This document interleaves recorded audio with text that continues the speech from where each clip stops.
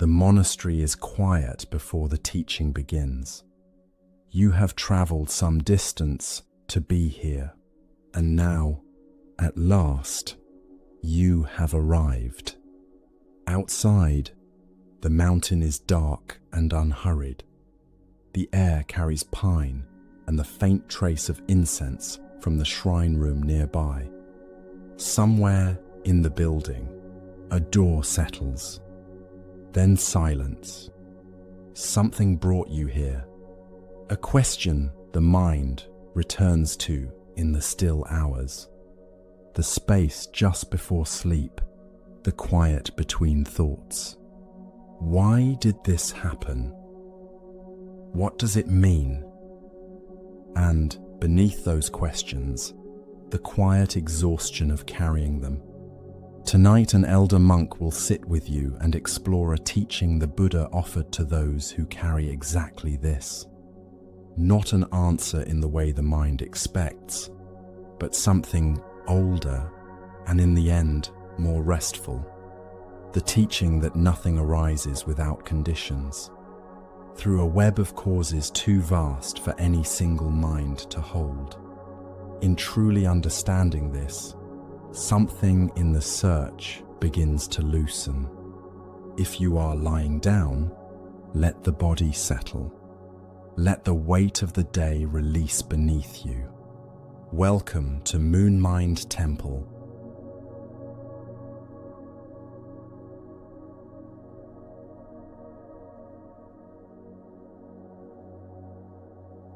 You open your eyes before the bell rings. Dawn is still a rumor outside the window, a faint pale lightning at the edge of the mountains, and the room is cold in the way that monasteries are cold, clean and still and completely honest about it. You pull the thin blanket closer and lie there for a moment, listening. The bell comes eventually, low and resonant, spreading across the buildings and paths and the courtyard garden in the way that sound does in high places, as if the air itself has more room to carry it. You hear footsteps in the corridor outside, the soft brush of robes against stone, the quiet creak of a wooden door somewhere further along the hall. Something in you does not want to move. The tiredness is real, but the real weight is the question, the one that followed you here across the distance and the unfamiliar roads and the mountain path that seemed to have no end. Why did this happen? Why this, and not something else? What did it mean? You have asked this in many different ways, in many different rooms. You have turned it over in your mind the way a person turns a stone in their hand, searching the surface for something that might finally explain it. The stone is always smooth. There is nothing written there. You dress quietly and make your way to the courtyard, where the sky is beginning to separate itself from the mountains in gradations of grey and pale gold. A young monk is already sweeping the stone path in slow, deliberate strokes, and the sound of the broom on the stone is somehow the most peaceful thing you have heard in a long while. You stand and watch for a moment before you realize you are simply standing, simply watching, without thinking about anything at all. The question is quiet, just for now. The elder monk finds you there. He is smaller than you expected, compact and unhurried, wrapped in saffron with a shawl pulled around his shoulders against the morning chill. His face carries the quality of someone who has spent a long time paying attention. Something more like what happens to stone near water, shaped by long patience rather than worn by effort. He nods when he sees you, a nod that says, "There you are," as if he has been expecting you all his life. "You slept?" he asks. A little, you say. He nods again, as if this is the correct answer. Come, we will walk before we sit. The body understands things the mind can only follow. The path winds between stone walls and old pine trees. The air carries resin and mist and something faintly sweet. Incense drifting from the shrine room, which is already lit inside, its small amber glow visible through the latticed screen. You walk in silence for several minutes. It should feel awkward. It does not. He has the quality of someone who finds silence useful rather than empty, who does not feel the need to fill it with anything. You came here with a question, he says eventually. He says it the way someone might remark on the weather. Observing, not interrogating. You agree that you did. Tell me not the event, he says. I don't need the facts of what happened. Tell me what the mind does with it. What does it keep doing? You think about this honestly. It keeps asking why. You say, it looks for a reason. It feels like, if I could just understand why this happened, I could put it down. Accept it, maybe. But I can't find the reason, so I keep picking it back up. He walks a few more paces before he responds. And if you found the reason, he says, what would change? The question catches you unprepared. You open your mouth to answer and find that you do not quite know. The pain would, what? Be justified? Make sense? Be revealed as necessary, as part of something larger? He watches you search for the answer without hurrying you. The mind believes, he says at last, that understanding would bring relief, that if the event had a purpose, if the universe arranged it for a reason, if it was meant to teach you something, then the suffering would become bearable. Justified suffering is easier to carry than suffering that simply is. You recognize this immediately. That is exactly what your mind has been doing, looking for the justification that will make the weight feel earned. Is that wrong? You ask. It is natural, he says. The mind craves coherence. It does not tolerate things that arrive without explanation. But what I want to offer you today is something older than an explanation. Something the Buddha observed while sitting alone in a grove not unlike this one, before any of these buildings existed, before this path was cleared. He stops walking and turns to face you. The sun is breaking across the ridge behind him now, and the light catches the dew on the grass in a sudden, ordinary way that makes the whole world look briefly new. The Buddha did not offer a cosmic explanation, he says. What he noticed was simpler than that, and more difficult to accept. He saw that when something painful happens, the untrained mind does two things. It receives the first pain, the event itself, the loss, the difficulty, the moment of impact, and then immediately, so quickly it appears to be part of the same movement, it adds a second pain on top of the first. A story, a judgment, a demand that the universe account for itself. He begins walking again. You fall into step beside him. Why me? The monk continues quietly. Why now? What does this say about who I am? Is there something I was supposed to learn? Was I being punished? Was I not careful enough? You walk in silence with that for a moment. Each of those questions is familiar, more than familiar. He called this the second arrow, the monk says. The first arrow is the event. It arrived. You did not choose it. The second arrow is what the mind does in response.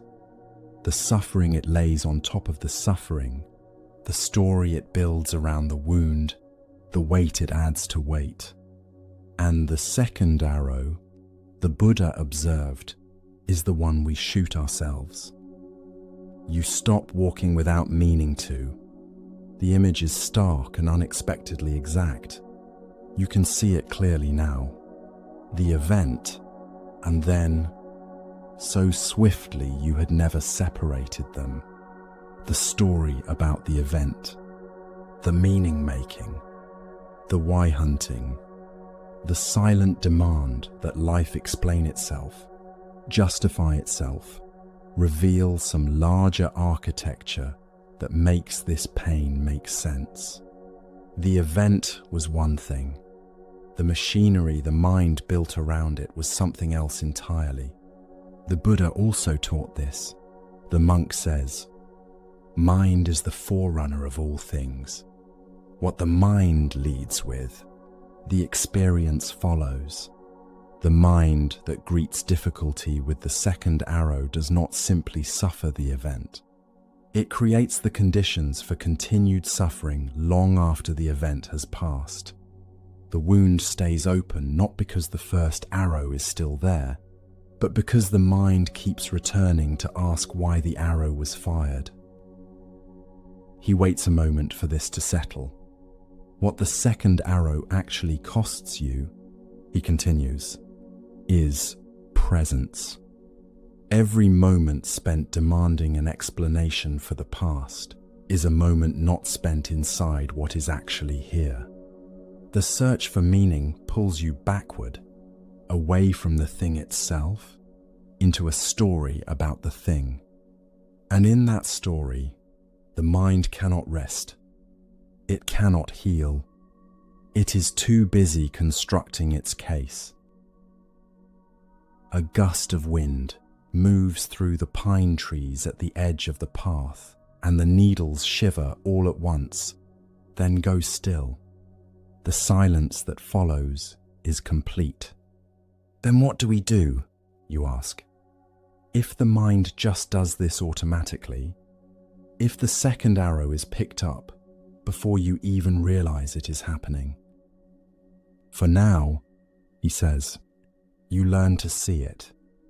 Stopping it comes later and only slowly. The practice for now is simply to notice the moment when pain ends and the story about pain begins. When something that was just an event becomes something the mind insists must have a reason, a lesson. That noticing is the beginning of putting the second arrow down. He leaves you standing there at the bend in the path, the mountains wide and unhurried beyond the monastery walls, the morning light crossing the courtyard in long, slow angles. The question is still there, but something about it has shifted. It feels less like a demand, more like an opening. What if there is no hidden reason it happened? What if the search for that reason has been the second arrow all along? The bell rings a second time, its tone clear and carrying. The monks are gathering for morning practice, their robes moving through the courtyard in unhurried, orderly streams. You watch them for a moment, these people who have made a life out of learning to put the second arrow down, morning after morning after morning. Something in you, very quietly, begins to wonder if that is something you could learn. Later, as you sit in the meditation hall beside the monk while the morning chanting continues in the next room, he returns to the teaching. The hall is spare and beautiful in its sparseness. Wooden floors, worn smooth by decades of sitting, paper screens, filtering the morning light into something soft and without edges, a single stick of incense burning in a clay holder near the door. There is a teaching in the ancient texts, the monk says, his voice barely above the level of the chanting. It says, "Mind is the forerunner of all things. What the mind leads with, experience follows." He lets this sit for a moment. Think of the last time something small went wrong. A small inconvenience, a delay, a spilled cup, a misread message. Now think of what the mind did immediately after. You think of mornings when the smallest friction, an alarm that did not go off, a reply that came too late, sent a kind of shadow over everything that followed, the whole day coloured by a moment. The event may have been small, the monk says, but the mind picked up the second arrow so quickly that you never felt the gap between them. The irritation became a story about the day, about your luck, about what this probably meant. And that story created the conditions for the next hour and the hour after that. He rests his hands in his lap and looks toward the screen and the soft filtered light beyond it. This is what the teaching is pointing at, he says. Pain is what it is. Unavoidable, real, part of being alive. The arrow the mind adds to pain is something else.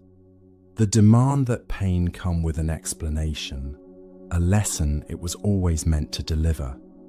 That demand is weight on top of weight, and that weight we do not have to carry. The chanting in the next room rises slightly, then settles into a long, sustained tone that seems to fill the space between the walls and the floor and the ceiling, leaving no room for anything else. For a moment, you are simply inside it. Put the second arrow down, the monk says very quietly. Just that much. Just for tonight.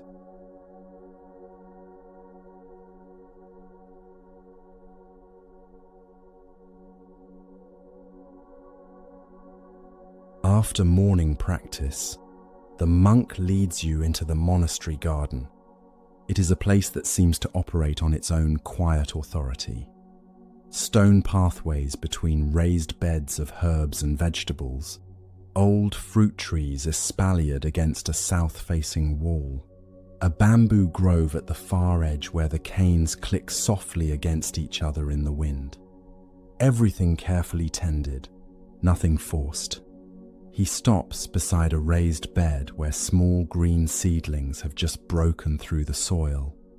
He crouches down, examines one of them for a moment with the same quality of attention he brings to everything, then looks up at you. "Tell me what you see," he says. You crouch beside him. "A plant," you say. "A seedling. Growing." "Growing," he repeats. "From what?"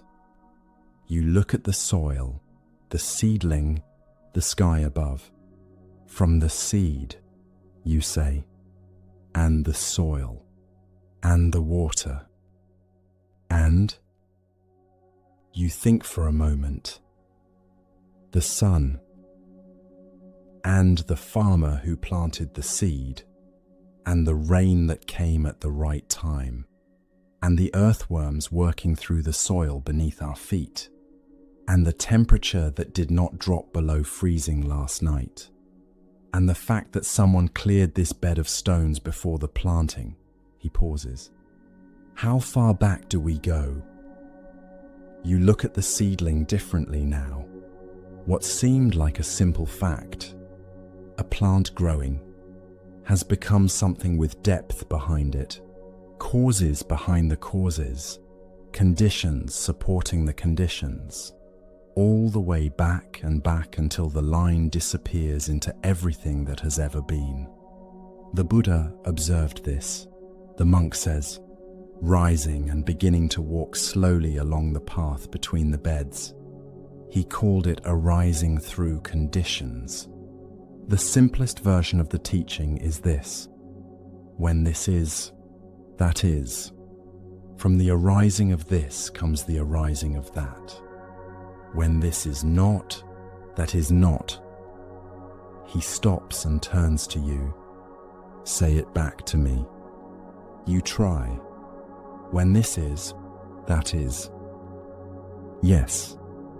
And from the arising of this comes the arising of that. Yes. That formula, those two lines, contains one of the most important insights in the entire teaching. Hold it for a moment. Do not try to understand it yet. Just hold it. You walk in silence, holding it. When this is, that is. From the arising of this comes the arising of that. Now, the monk says after a while, apply it to the seedling. When the seed is, the plant is. When the rain is, the seed can germinate. When the warmth is, the shoot can reach the light. When the soil is in the right condition, the root can take hold. He looks at you. Is there a moment in this chain where something arises from nothing? Where something comes into existence without depending on anything else? You think about it. There is not. Every moment in the chain leans on what came before it. Exactly. The monk says, watching your face. This is what the Buddha saw. A web of conditions so vast and interconnected that the human mind cannot trace it all the way back. But it can learn to see the principle at work in small things. Like this seedling, like this morning, like the mood you woke up with. He stops beside one of the old fruit trees against the wall, its branches trained over decades by hands long gone. Someone planted this tree 40 years before I arrived, he says. They will never eat its fruit. I eat it every autumn. Their intention, their planting, conditions that ripple forward through time. You look at the tree differently. The person who planted it, the seasons they would not live to see. We think of ourselves as separate. The monk says, as individuals beginning and ending in one body, in one lifetime. But the teaching of arising through conditions suggests something more intricate than that. The conditions that shape your life right now include actions taken before you were born, by people who never knew you. And the conditions you create today will reach people who do not yet exist. A breeze moves through the garden. The bamboo at the far edge stirs. The movement in one cane touching the next. The whole grove shivering in a slow wave from one end to the other. Then still. When this is, that is, he says quietly. You sit with that for a while. Later, as you walk back toward the main building, he continues. Most people, when they first hear this teaching, think it means that everything is determined. That, if everything arises from prior conditions, then the present moment was always going to be exactly this. Fixed, inevitable, the inevitable result of everything before it. Is it? You ask. It is a reasonable question, he says. But consider, a seed planted in poor soil does not grow the same plant as a seed planted in rich soil. The same seed, different conditions, different outcome. The conditions do not produce a fixed result. They make certain outcomes possible and others unlikely. They create the situation in which things can arise or fail to arise. He pauses beside a small composting area at the edge of the garden, kitchen scraps and garden cuttings quietly becoming soil. Intention is also a condition, he says. The mind is not simply a product of conditions. It is also a producer of them. Every intentional action you take creates conditions. Every moment of attention, every response you choose rather than react, every time you pause before speaking, these are conditions you are creating. And conditions you create now will shape what arises next. You stand, looking at the compost. Scraps becoming soil. Loss becoming foundation. So we are not just at the mercy of conditions, you say. We are both shaped by conditions and creating them, the monk says. This is what makes the teaching livable. You did not choose the conditions you were born into. You did not choose the family, the country, the body, the early experiences that shaped the patterns of your mind. But every moment of awareness, every intentional response, rather than automatic reaction, this is you participating in the shaping of what comes next. The web is not fixed. You are in it, and you are part of what it becomes. The sun has moved higher now. The garden is fully lit, warm on the stones and the leaves and the backs of your hands. There is one more thing the teaching says. The monk continues. When this is not, that is not. From the cessation of this comes the cessation of that. The teaching works in both directions. If the conditions for suffering are present, suffering arises. If those conditions change, if they are met with awareness, with understanding, with a different response, then what arises changes. Nothing is permanent by nature. Everything that has arisen because of conditions can change when conditions change. He turns to face you fully for the first time since you entered the garden. Whatever you are carrying, he says, arose through conditions. It was not inevitable. It was not deserved. It was not written into the nature of things as a permanent truth about you. It arose because certain causes and conditions came together. And causes and conditions change, he pauses. Which means what has arisen can also cease. The garden holds this thought in its unhurried way. The seedlings grow. The old tree stands. The composting continues at the edge. Everything in motion, nothing fixed. The whole web of arising and ceasing moving in its ancient and patient rhythm. You think of the formula he gave you. When this is, that is. From the arising of this, that arises.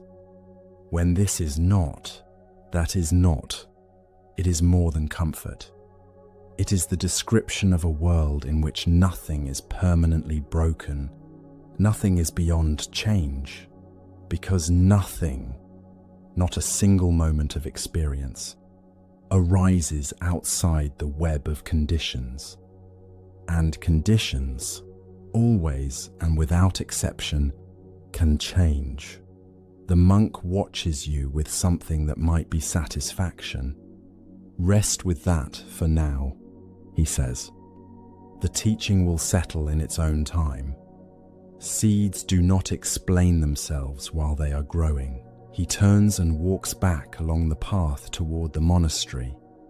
You remain in the garden a little longer, watching the light on the leaves and the slow, imperceptible movement of everything growing, arising, dependent on everything else. Nothing arises without conditions. And in that understanding, quietly, something begins to ease. He has gone inside, but you find that you are not ready to follow. You sit on the low stone wall at the edge of the garden and let the morning work on you.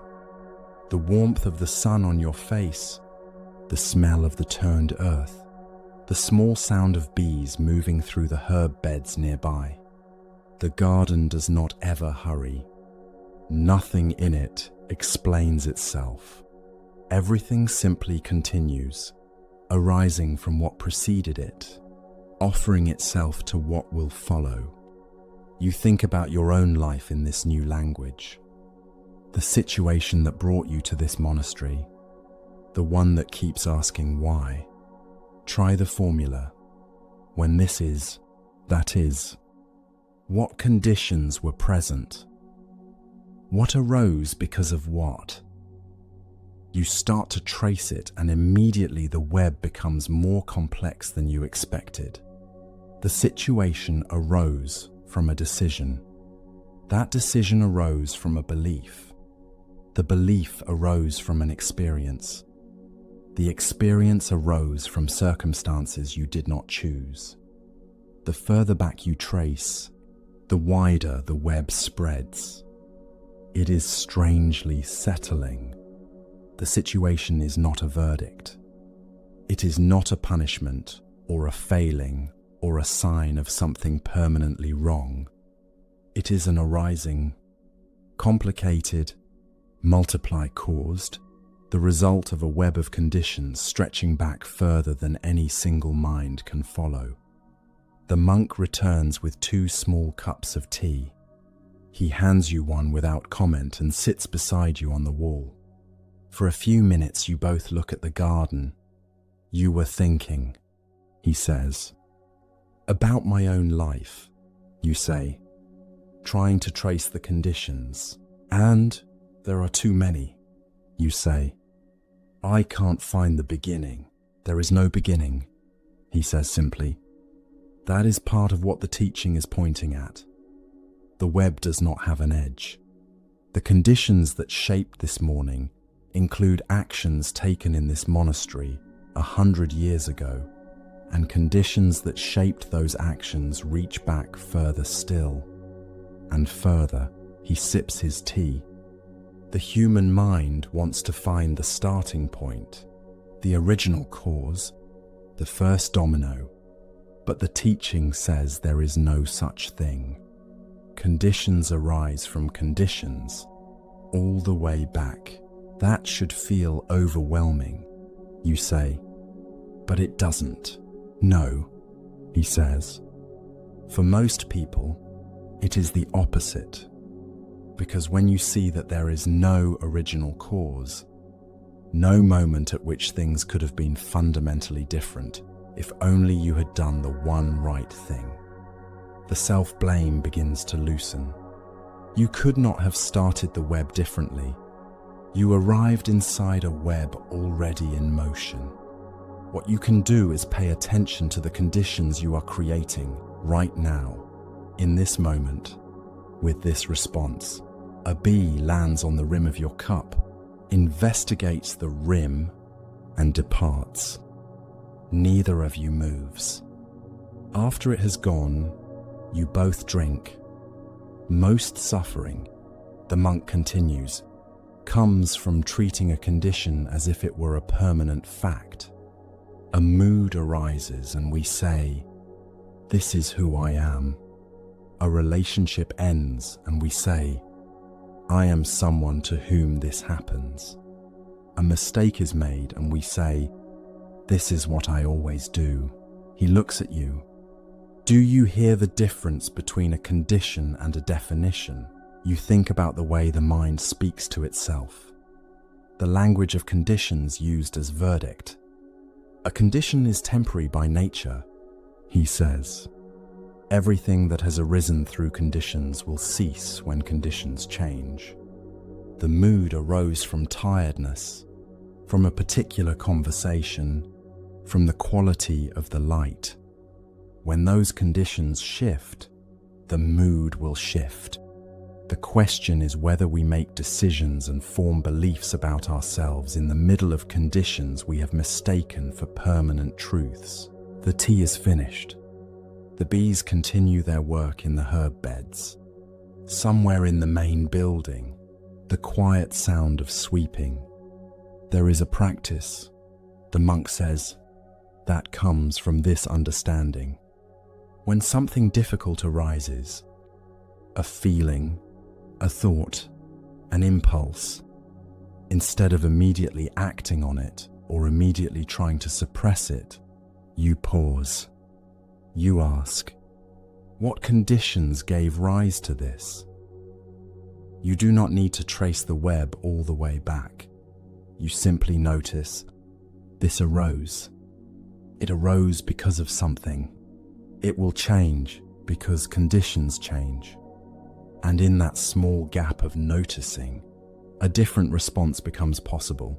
He stands and stretches, unhurried. You do not have to rebuild your whole life from this teaching in one morning. He says, seeds do not explain themselves while they are growing. The teaching settles in its own time. What matters is that you have heard it, that somewhere in you it is beginning to work. He goes inside.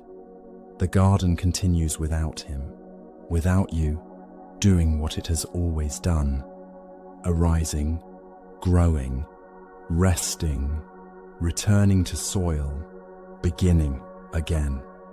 The seedlings he showed you this morning are still there in their row, unremarkable and unhurried, becoming what conditions allow them to become.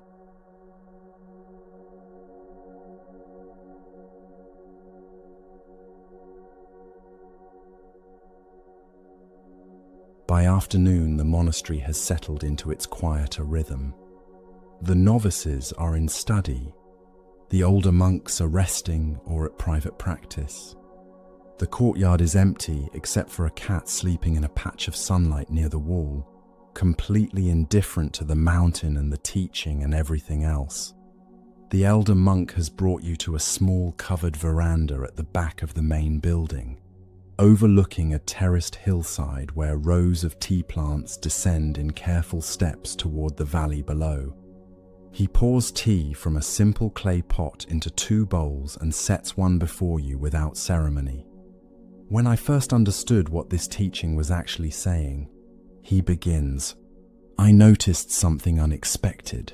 He wraps both hands around his bowl and looks out at the terraced hillside. It felt like relief. You wait. I had been studying for several years. He continues. I had heard the formula many times. When this is, that is. From the arising of this, that arises. I could recite it. I could explain it. But one morning I was sitting in the garden, much like this one, and something settled into place. And what I felt was not the heaviness I had expected from a teaching about causes and conditions. What I felt was lightness. He sips his tea. Outside, a bird lands on one of the tea plants and is gone again. I had been carrying a particular misunderstanding, he says. The same one most people carry when they first encounter this teaching. I thought it meant that everything was fixed, that if every moment arises from prior conditions, then the present moment was inevitable, and the next moment is already determined. And so nothing I do truly matters. You recognize this. It was the question you almost asked in the garden this morning. That misreading, the monk says, produces a particular kind of despair. If everything is already caused, then I am simply a leaf in a river. My choices are not really choices. My efforts are not really efforts. The whole business of trying to live well begins to feel like theatre, performed by a person who is actually just the result of everything that came before. He sets down his bowl. But this is not what the teaching says. This is what the teaching is heard as, by a mind that is only listening to half of it. Which half, you ask? The arising half, he says. When this is, that is, everyone hears that part. The world arises from conditions. Every moment is shaped by what came before. Yes. But the formula has a second line that most people do not sit with long enough. He pauses. When this is not, that is not. From the cessation of this comes the cessation of that. You turn this over. When this is not, that is not. The teaching works in both directions. He says, if craving is present, suffering arises from that craving. This is the arising side. But when craving is not present, that suffering does not arise. This is the cessation side. And this, the Buddha said, is liberation. The most precise description of freedom he could offer. A long pause. The cat in the courtyard stretches, rearranges itself, goes still again. So the teaching is not a cage, you say. It is a map, he says. It shows you the territory and, more importantly, it shows you where the exits are. If suffering arises from craving, from grasping, from aversion, and these are conditions, then when those conditions change, what they produce changes. The door is not locked. You are simply standing in a room, looking at the wall, having not yet turned around. You sit with that image. A room, a door behind you. But, you say, how do you change conditions? If I am shaped by causes I did not choose, how do I actually change anything? He nods slowly. This is the question he was waiting for. Intention, he says. Intention is also a condition. This is the part that changes everything. When the Buddha said mind is the forerunner of all actions, he was not saying that the mind creates reality through wishful thinking. He was saying something more precise and more useful. He was saying that intentional action, the quality of attention you bring, the choices you make within the conditions given to you, these are themselves conditions. They feed back into the web. He picks up his tea bowl again and holds it lightly. Think of the gardener we spoke of this morning. She does not control the rain or the soil she inherited, but her intention, where she plants, what she tends, what she chooses to cultivate, is a condition too. It shapes what the garden becomes. She is part of what the garden is. So we have agency, you say, within the conditions we are given. Within and through them, he says. When you cultivate patience, patience becomes a condition for more patience. When you cultivate awareness, awareness becomes a condition that makes the next moment of awareness more possible. The web is not static. It is continuously shaped by what you bring to it. The light on the hillside has shifted. The tea plants below are lit now from the west, each row casting a thin shadow behind it. The terraces step down to the valley in the way that long patient work sometimes does. Accumulated and real, built over years that no single season could account for. There is something else the teaching dissolves, the monk says. A second fear.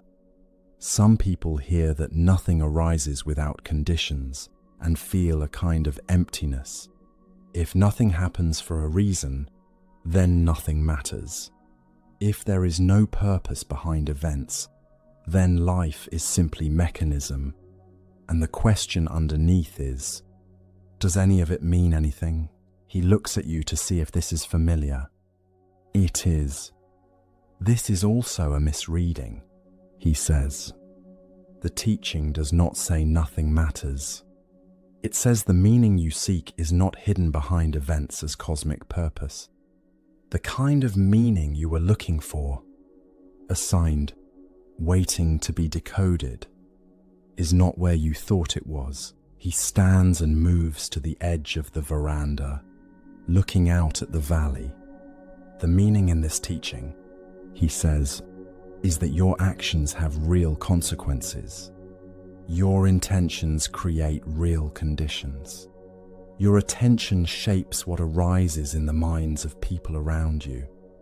The love you offer genuinely conditions what those people are able to offer in turn. It is more meaningful than any cosmic plan because it is actual and present. You are genuinely doing it right now. With every single moment, he turns back to you. The teaching does not give you a reason why. It gives you something more reliable than a reason. It gives you the mechanics of how suffering arises, how it ceases, how intention threads through the web, how the next moment is shaped by this one. You look at your own hands resting in your lap. Conditions, intentions, the web in motion right now, in this room, in this body, in this breath. Right now, the monk says quietly, conditions are arising that are shaping how you receive this teaching. The quality of your attention is a condition. The tiredness or rest in your body is a condition. The openness or resistance in your mind is a condition. You are not a passive listener. You are part of what this moment is becoming. The thought settles slowly, the way the evening light settles on the valley. Not all at once, but gradually, changing everything by degrees. What conditions, the monk asks, are shaping how you are listening right now? You notice the breath, the slight easing in the chest that has been building since this morning. The question that came here with you, still present, but sitting differently now. Less like a demand, more like something you can set down and pick up again by choice. Something is different, you say. Yes, he says. That difference is itself a condition, and it will shape what arises next. He refills your tea bowl without asking. The warmth of it spreads through your hands and up into your arms, and for a moment you are simply there. The veranda, the valley, the late afternoon light, the tea, the teaching settling into the body the way warmth does. As something felt, settling into the body the way warmth does. Rest here for a while, the monk says. The teaching is always in motion. You do not need to resolve it today. Something in you is already working with it. Conditions already shifting, already becoming the ground for what comes next. Later, he suggests a short walk before the light fails entirely. You follow him out through a gate at the back of the monastery and down a narrow path between the rows of tea plants. The ground underfoot is soft from recent rain. Each bush is trimmed to a flat-topped shape, and the new growth at the top is a brighter green than the older leaves below. Young conditions arising from older ones. The map works the same way, the monk says as you walk between the rows. When you understand which conditions produce suffering, you can begin, slowly, without urgency, to cultivate different conditions, to tend what you want to grow and stop feeding what causes harm. A gardener's process. The question carries the openness of someone who has sat with it himself. What conditions have you been cultivating? You think about this honestly. Anxiety, perhaps. the habit of returning to difficulty and worrying it like a stone, the reaching for certainty in a world that offers none. The second arrow, picked up so many times it has become automatic. Some things I would rather not have cultivated, you say. He nods. Those habits arose from conditions, from early experiences, from ways of coping that once worked, from patterns absorbed before you were old enough to choose. They are conditions that arose and were reinforced, which means they can change. You stop and look at the valley below. The map shows the territory. The monk says, standing beside you, here is where suffering arises. Here are the conditions that feed it. Here are the conditions that do not. The path from one to the other is real. Every moment of genuine attention, every time you notice the second arrow before it lands, every breath taken in awareness rather than distraction, these are conditions accumulating. Quietly, without announcement, a wind moves up from the valley, cool and carrying the smell of the farms below. This is why the Buddha began his teaching with attention to the present moment. The monk continues, because this moment, right now, is the only place where intention can act. The past is a condition already formed. The future is a condition not yet here. But this breath, this noticing, this quality of attention, this is where the web is being woven right now. By you, with whatever you bring to it, you breathe, present, in the body, on the hillside, the teaching no longer somewhere above you as an idea, but settling into the same ground you are standing on. When I was a young monk, he says, I thought I needed to understand the teaching completely before I could move. A slight smile. I was very thorough and very stuck. What changed, you ask? I stopped trying to understand the whole web, he says, and started paying attention to the one thread I could actually reach. This moment, this breath, this quality of mind right now, that was enough. Because that one thread connects to everything else. The light on the terraces below has turned gold. The shadows between the rows have deepened. Everything quietly becoming its next version of itself. Nothing stays the same, he says. The light is already different from an hour ago. The body has shifted. The mood you arrived with this morning has become something else. Conditions are always moving. And in that movement, in the fact that nothing is fixed, is the ground of all possibility. He turns to walk back up toward the monastery. That is what I felt, he says. On that morning in the garden, when the teaching finally settled, it was the lightness of a door standing open. I had been standing in the room looking at the wall, and then I turned around. The cat in the courtyard has moved to the base of the far stone wall. The shadows on the tea terraces have lengthened. Somewhere below, a bell from a village in the valley sounds once and is slowly absorbed by distance. Everything arising, everything in motion. Nothing fixed, nothing wasted, nothing outside the web of what conditions produce and what conditions can release.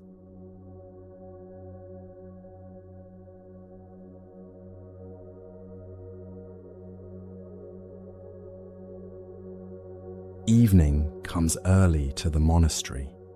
By the time the last light has left the mountains, the building has quieted into its final rhythm of the day.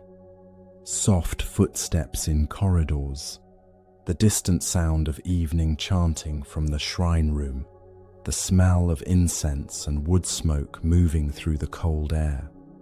The monk finds you in the small room where you have been sitting since returning from the hillside. He settles onto a cushion across from you and says nothing for a while.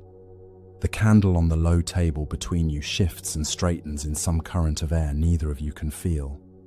Then he says, "Before we continue, I want to ask you something. Sit with it before you answer." He pauses. What happens in the moment before a thought arises? You turn your attention inward, back toward the place where thoughts seem to come from. But the mind, watched directly, produces another thought about watching. You try again. The same thing happens. "I can't see it," you say. The thought is already there by the time I notice it. He nods as if this is exactly the right answer. Yes, the arising is faster than the noticing. By the time the mind sees the thought has already arrived. And yet, something produced it. Conditions produced it. And those conditions arose and were present for a moment and then changed. And when they changed, that particular thought could no longer arise. He looks at you steadily. Everything that arises passes. Without exception, the candle between you dips and recovers.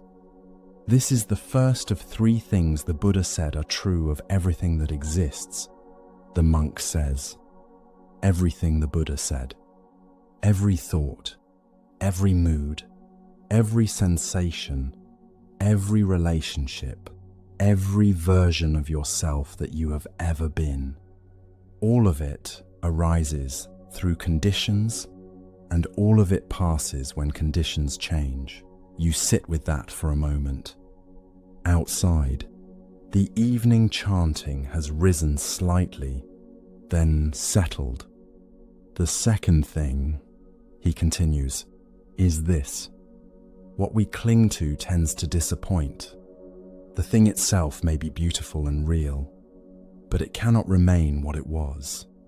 The conditions that produced it are changing even as you hold it. The relationship you loved was a living process, always in motion. The version of yourself you were most comfortable with was a pattern arising from certain conditions of age, circumstance, health, habit. When those conditions shifted, that version of you could no longer be exactly what it was. He pauses. The candle casts a small circle of warmth. Beyond it, the room is dark. We suffer most, he says, when we have decided that what is changing must not change. When we have taken something temporary and treated it as permanent.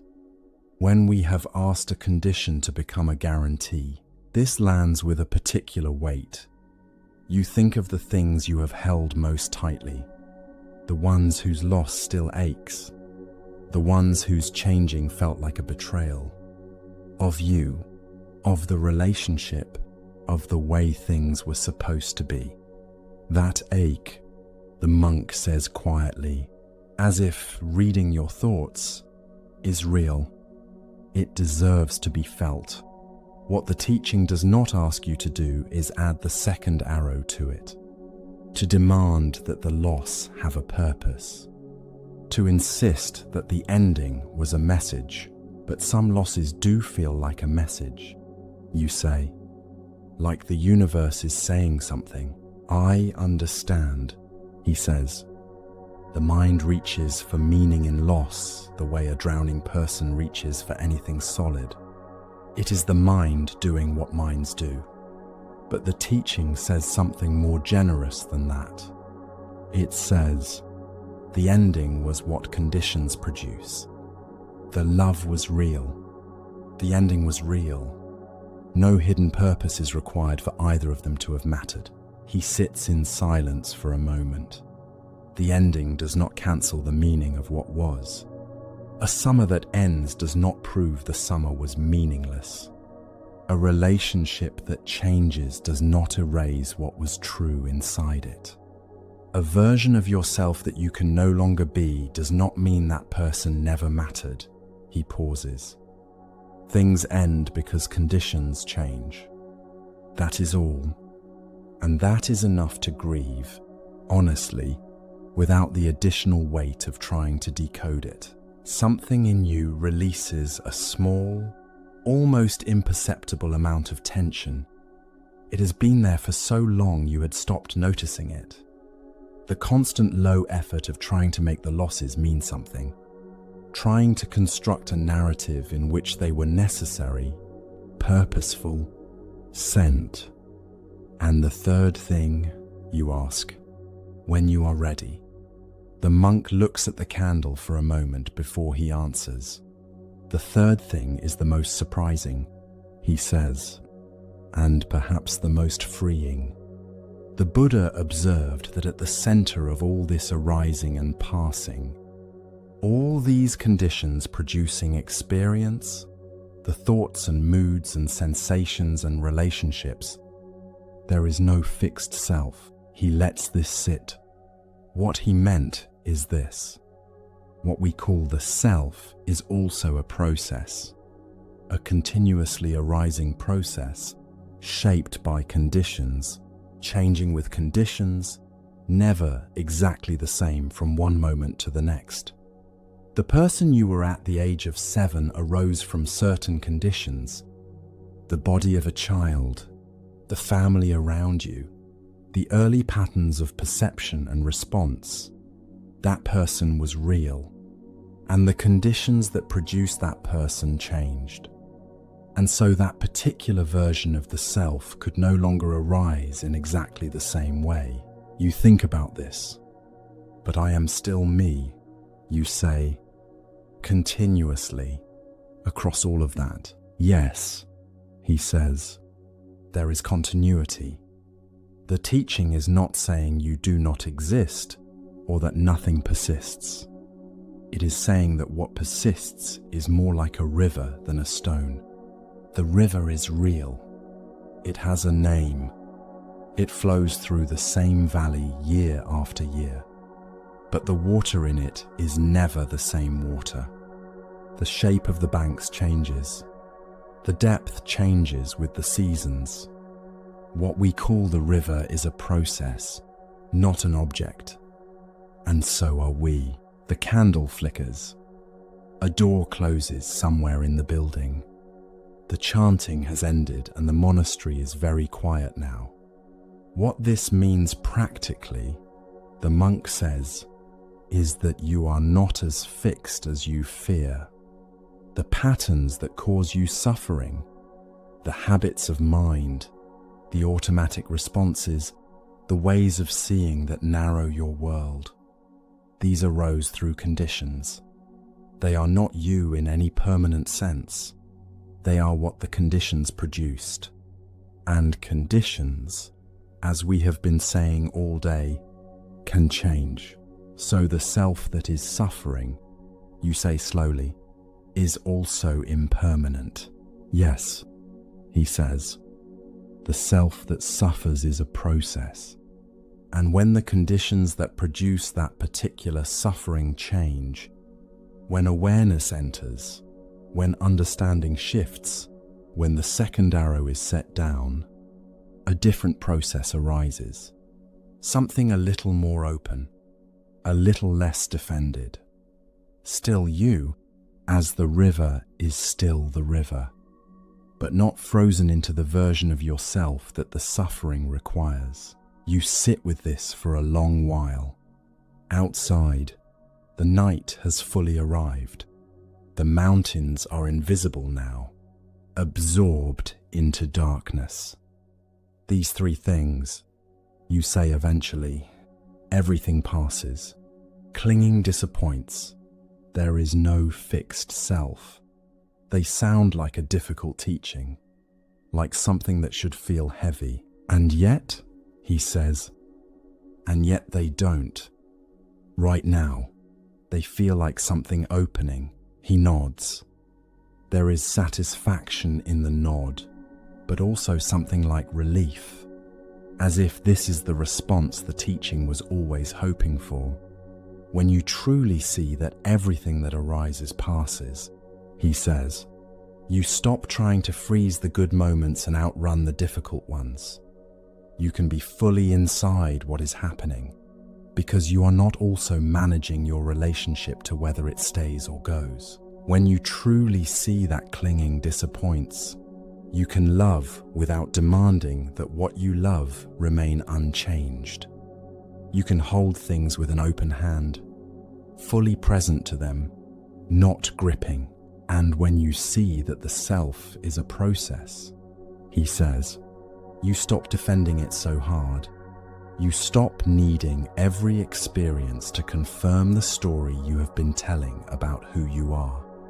You become available to being surprised by yourself, available to changing. He blows out the candle. In the darkness that follows, the room is still. Your breath is steady. The question he asked at the beginning, what happens in the moment before a thought arises, is still there somewhere in the back of your awareness, working at something you cannot quite name. Sleep well, the monk says. Tomorrow we will look at the mind itself more closely.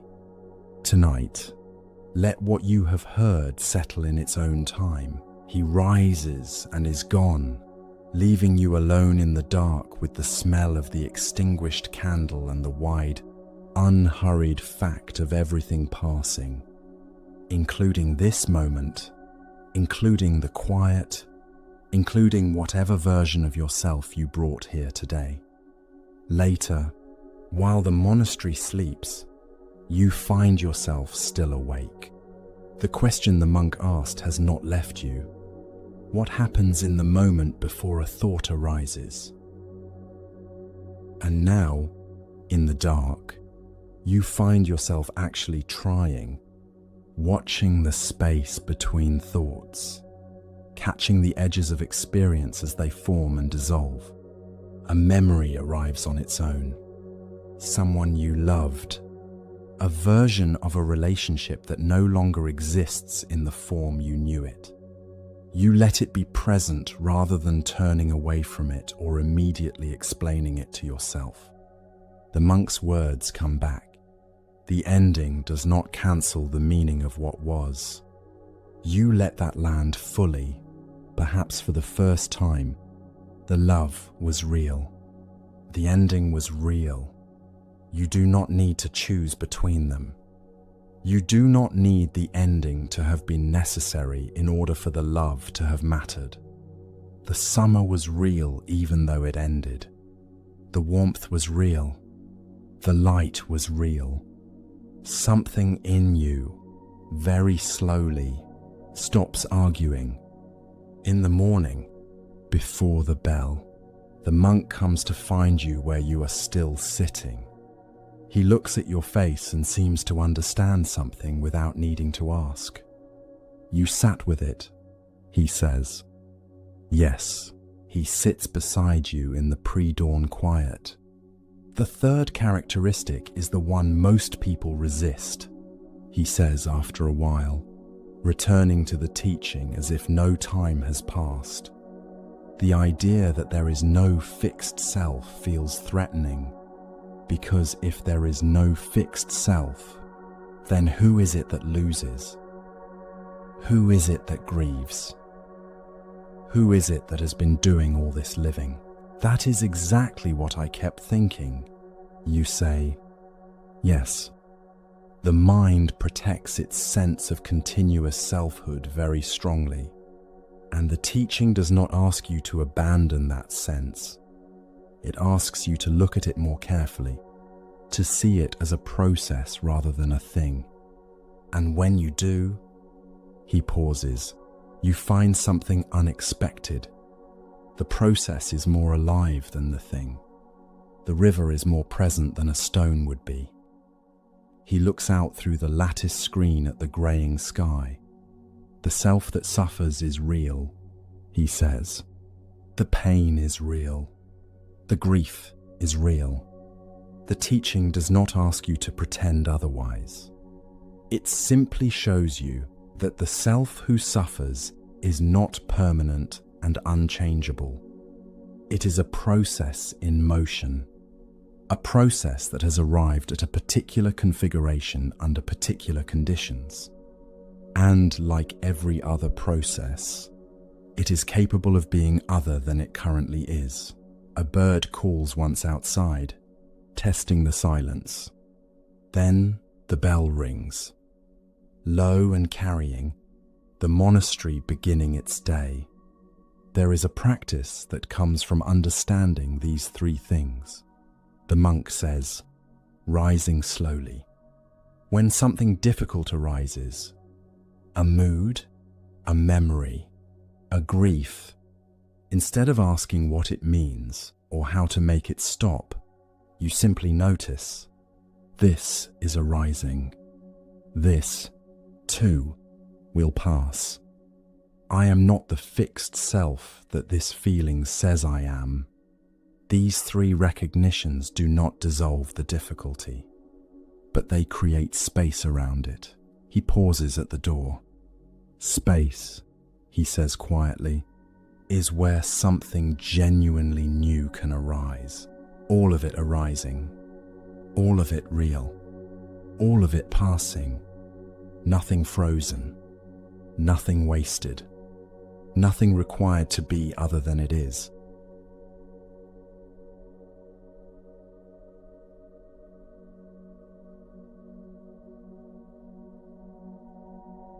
The morning meal at the monastery is a quiet affair. Simple food, taken in silence. Each person present to what is in front of them. Afterwards, while the other monks disperse to their duties, the elder monk leads you to a small room lined with low shelves of worn books and scrolls. Morning light comes through a single east-facing window and falls across the floor in a clean, pale rectangle. He takes down a small volume from the nearest shelf, opens it without hesitation to a particular page, and reads aloud. Mind is the forerunner of all actions. All deeds are led by mind, created by mind. If one speaks or acts with a corrupted mind, suffering follows as the wheel follows the hoof of an ox. He closes the book and sets it down. That is the very first verse of an ancient collection of teachings called the Dhammapada, he says. The Buddha is recorded to have said this more than 2,500 years ago. And this morning I want to sit with you and ask, what does it actually mean? You look at the closed book. The verse is stark. Suffering follows as the wheel follows the hoof of an ox. An image of inevitability, of something being pulled along behind an action, whether the actor wants it to or not. The verse sounds like a warning, you say. It is sometimes read that way, the monk says, and there is a second verse that follows it, which offers the other side. If one speaks or acts with a clear mind, a mind of understanding and goodwill, happiness follows like a shadow that never departs. The teaching works both ways, as we have seen it always does. He sits down on a cushion near the window and gestures for you to do the same. But I want to be careful here, he says, because there is a version of this teaching that gets passed around in certain circles, and it is not quite what the Buddha meant. You may have heard it. The idea that your thoughts create your reality, that if you think positively, positive things happen, that if you hold a clear intention, the universe will arrange itself accordingly. I have heard it, you say. And does it feel true to you? You think about this honestly. Sometimes, you say, and sometimes it feels like a way of blaming people for their circumstances. Yes, he says. That is exactly the problem with that reading. It takes something true, that the mind is a powerful condition and inflates it into something false, that the mind is the only condition, or the decisive condition, or the condition that overrides all others. The teaching says something different. He looks out at the morning light crossing the floor. What the teaching says is more humble and more honest. The mind is a condition. Intention is a condition, a powerful one, and one that is more accessible to you than most other conditions in your life. But it operates within a web of other conditions. Your body, your history, the circumstances around you, the choices of other people, the vast impersonal workings of the world. You do not create reality. You participate in the shaping of what arises from within a web you did not design and cannot fully see.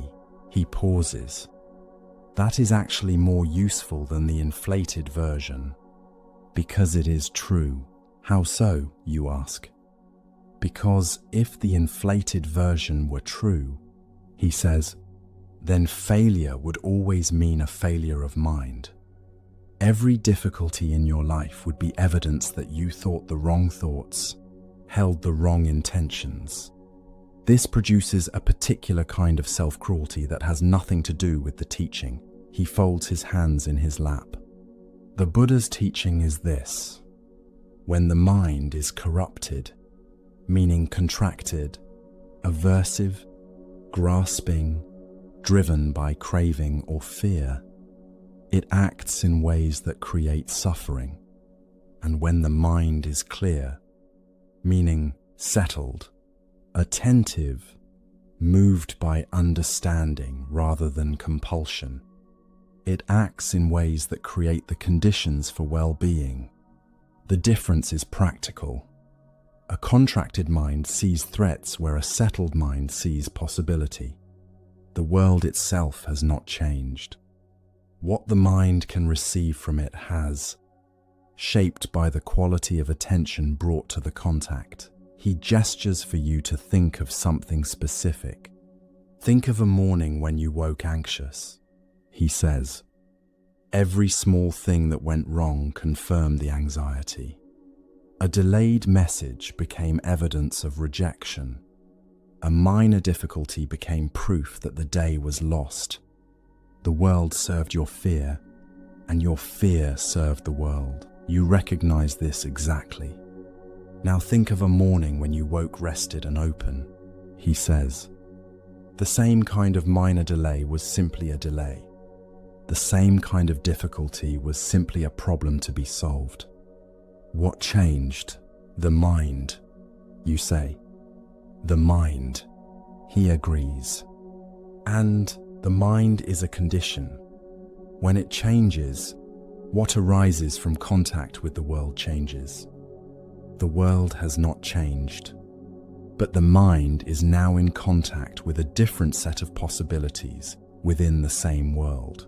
He rises and moves slowly around the small room, as if what he is about to say requires a little more space than sitting still can offer. The image I find most useful for this teaching is a garden.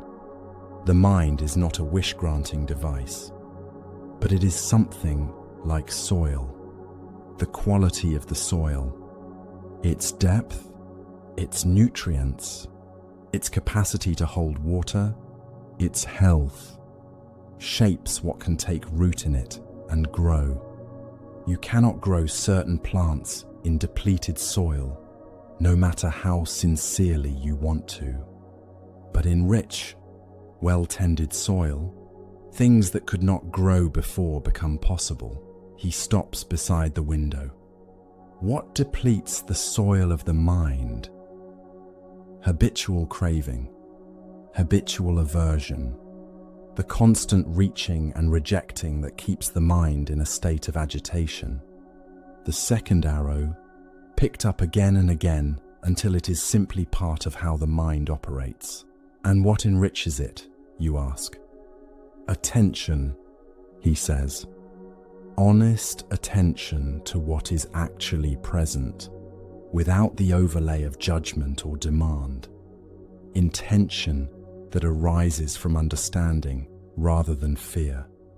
The practice of returning, again and again, to what is here rather than to the story the mind constructs about what is here. And over time, this is the key thing, over time, these qualities change the very structure of what the mind brings to each new moment. You look at your own hands for a moment. The same hands that picked up the second arrow so many times. The same hands that could, apparently, learn to set it down. There is a teaching, the monk continues, returning to his cushion, which says that intention is karma. We will come to what karma actually means shortly, but karma in the sense of the intentional quality of what you do shapes the conditions of what arises next. When you act from generosity, generosity becomes a stronger condition in your mind and in the minds of those around you. When you act from fear, fear becomes a stronger condition. The universe keeps no ledger. The mind is soil, and what you plant in it regularly is what grows. He pauses.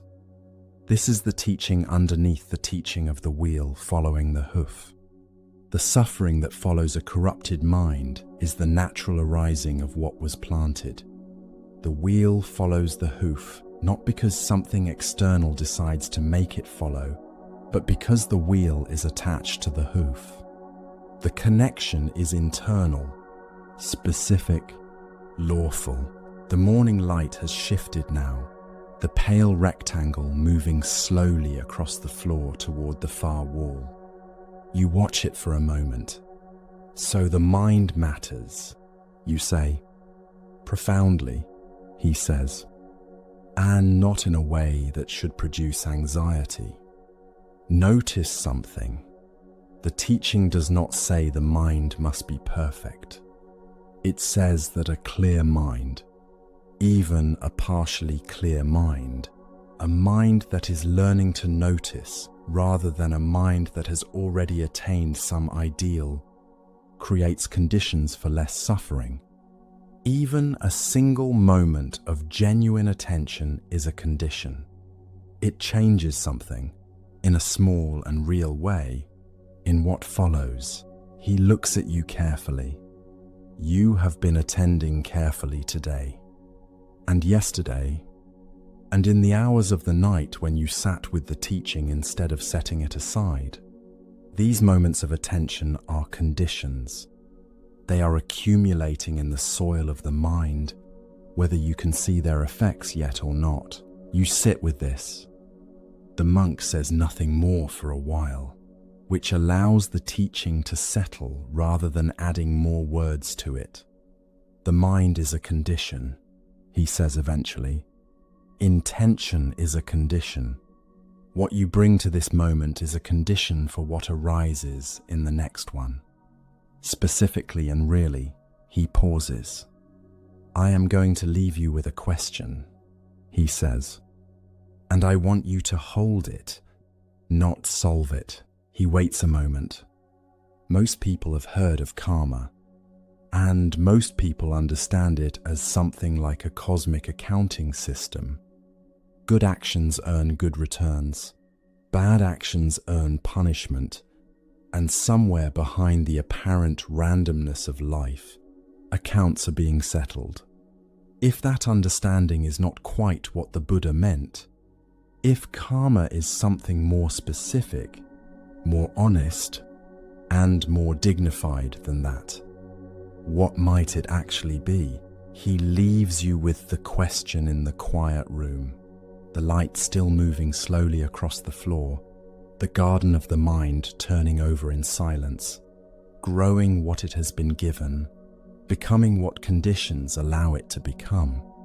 He goes to make tea, and while he is gone, you sit with the garden image. You think about what has been planted in the soil of your own mind over the years. mostly without choosing. The habit of scanning for what might go wrong. The reflex of self-criticism so practiced it runs on its own. This too is soil. This too is what grew from conditions. But also the capacity to sit still and listen, which you have been exercising since you arrived. The willingness to let the teaching work on you. These are also conditions. These too are things being planted. The monk returns with 2 bowls of tea. "I want to try something," he says, settling back onto his cushion. Close your eyes for a moment. You do. Bring your attention to your breath. Just notice it moving. In, out, the air arriving, the body settling. You follow this.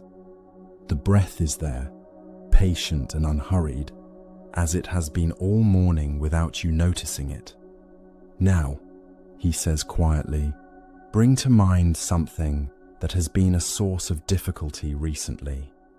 A situation, a relationship, a feeling you carry.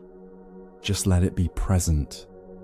You do not need to analyze it or explain it. Simply let it arrive. Something arrives. You know what it is. You let it be present. Notice what happens to the breath," the monk says. "Notice what happens to the body. Notice the quality of the mind right now, with this thing present in it.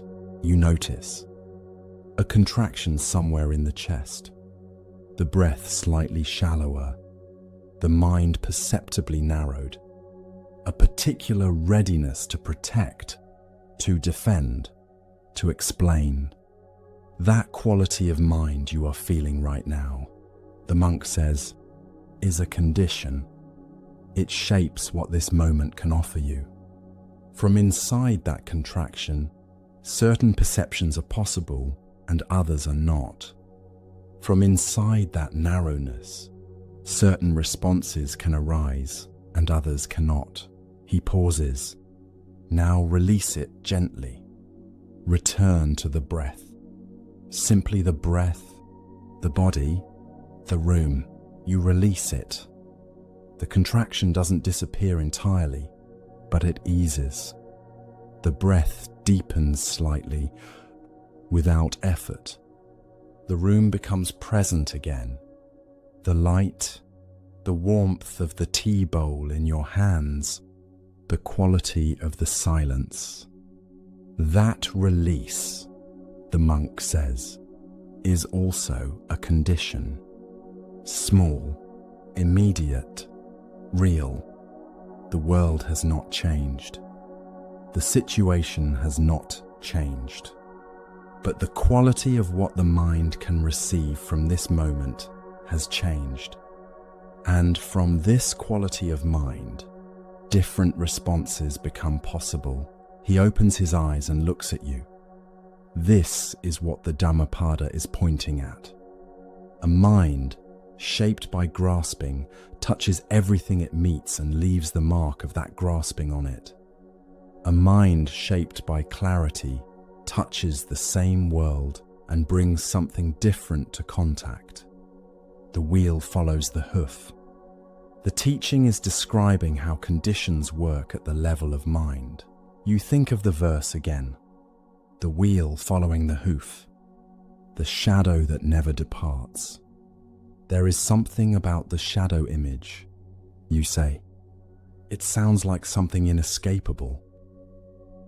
Read it in the other direction, he says. If you act from a clear mind, happiness follows like a shadow that never departs. You cannot lose it, cannot leave it behind. Cultivate this quality of mind, and its fruits go with you wherever you go. This image settles differently than you expected. The shadow as something you could carry well, rather than something that pursues you. The mind I have been living in, you say carefully, has not been this kind. No, he says, and that is what conditions produced. It is what grew from the soil that was given to you, and from what was subsequently planted, and from the habits that developed over years of automatic response. It is the current state of the garden, nothing more. He pauses. And gardens can be tended. This is what practice is. This is what sitting still and attending is. This is what bringing honest awareness to a difficult feeling, rather than immediately reaching for the second arrow, is. Each of these is a small act of cultivation, real and accumulating and pointing the soil towards something different. The light has fully cleared the window frame now and fallen warm and direct across the shelves of old books. The room smells of paper and wood and something faintly herbal from the tea. The mind matters, the monk says simply. Yours matters. The attention you have been bringing to this teaching, to this day, it is creating conditions. Slowly, without announcement, enriching the soil. He sips his tea. You sip yours. Outside, the sound of monks at their duties. Someone slowly raking gravel. The monastery continuing in its patient daily rhythm, conditions arising and passing.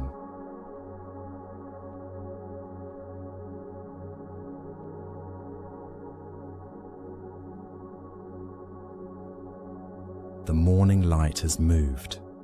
It no longer falls across the floor in long parallel strips, but has climbed the far wall of the book room, sitting now in a warm square above the shelves where the older texts are kept, their spines faded, their pages carrying the scent of cedar and dust. You have been sitting with the monk's question since he left, turning it the way you might turn a stone that catches the light differently depending on the angle. If karma is something other than cosmic accounting, what might it actually be?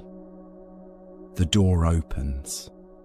The monk enters with the ease of a man who has walked through that doorway 10,000 times, carrying 2 small cups of tea, the steam rising in thin threads that drift and dissolve before reaching the ceiling. He sets 1 cup in front of you without ceremony and lowers himself into the wooden chair across from yours. I left you with a question, he says. You nod. Good, he says. Questions are more valuable than answers when you are first approaching something true. Answers close the mind. Questions open it. He wraps his hands around his cup, looks down at the surface of the tea for a moment, and then looks back at you. Let me tell you a story, he says. A simple story, old and traditional, passed down in many forms across many lands. You may have heard a version of it. You settle back. There was a farmer, he begins, who lived at the edge of a village. He had 1 horse, a field, a son, and very little else. The horse was everything to him. His livelihood, his transport, the muscle that turned his soil each season. The monk's voice is unhurried. Outside the window, the sound of wind moving through pine branches arrives and then fades. One morning, he continues, the farmer woke to find the gate of the paddock open and the horse gone. His neighbors came when they heard, and they gathered around the empty paddock shaking their heads. What terrible luck, they said, the worst luck. You must be devastated. The farmer looked at the empty paddock for a long moment. Then he said, maybe. The monk pauses and lifts his cup. 3 days later, he says, the horse returned, and it did not return alone. It came back leading a small herd of wild horses, 7 of them, strong and young, running through the open gate and into the paddock. The neighbors came again, their faces bright now. "What extraordinary luck," they said. "You must be overjoyed." The farmer looked at the 7 horses. He said, "Maybe you are listening now the way you rarely listen, with your whole body, the tea warming your hands through the cup. There is something about a story heard in stillness that reaches places explanation cannot find. The mind, tired from its long day of managing and deciding, lowers its guard. It stops looking for the point and simply follows."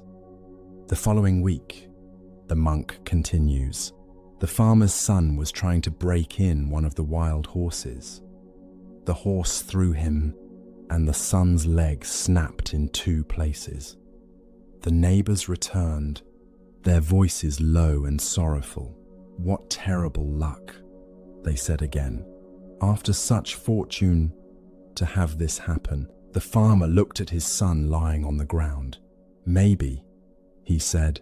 The following month, the monk says, soldiers came through the village conscripting young men for a war that few of them would survive. They passed over the farmer's son because his leg was broken and he could not march. Every young man in the village was taken. The son alone remained. The monk sets down his cup. "The neighbors did not come this time," he says quietly. "They were grieving their own sons." But you can imagine what the farmer might have said, had anyone thought to ask. You turn the story over in your mind. The horse, the horses, the leg, the soldiers. Each time the neighbors were certain. Each time the farmer said, "Maybe." Each time, the next condition arrived and changed everything. A silence opens in the room. Now, the monk says, most people hear that story and they take from it a lesson about perspective, about reserving judgment, about the limits of knowing how things will turn out. He tilts his head slightly, and that is a reasonable thing to take from it. The mind that clings to "this is good" and "this is bad" does suffer more than the mind that holds events loosely. That is a reasonable reading of the story, and I understand why people take it that way. You wait. "I told it to you," he says, because the farmer understood something that most of us spend our lives circling around. He understood that what happens to us and what we do with what happens to us are not the same thing. He leans forward slightly. "The horse running away," he says, "was a condition. The horses returning, the son's injury, the soldiers passing through. These were all conditions. The farmer could not choose the conditions. He could not control what arose. In every moment, the farmer simply chose his response. He chose to remain open. He chose to meet what arrived without deciding in advance what it meant. That choice, the monk says, is what the Buddha called karma. He lets that land. In the language the Buddha taught in, he says, the word is kama. In Sanskrit it becomes karma, and in most of the world, that word has been translated into something that would have bewildered the Buddha entirely. He gives a small smile. Something like a divine ledger, in which your good deeds earn you blessings and your bad deeds earn you punishments, administered by the universe itself. You find yourself almost smiling with him. The Buddha was very clear. The monk says, his voice returning to its steady register, about what karma actually is. He said it plainly in the Anguttara Nikaya, the collection of his teachings arranged by number. He said, intention, I tell you, is karma. Intending, one does karma by way of body, speech, and mind. The monk repeats it slowly. Intention, he says, is karma. The intention behind the response to the event. The pine trees shift outside. A bird you cannot identify calls twice and is silent. Think of what this means, the monk says. The horse running away, the injury, the soldiers, the fortune, the catastrophe, the reprieve. These are all conditions. They arise. They cease. They were arranged by nothing.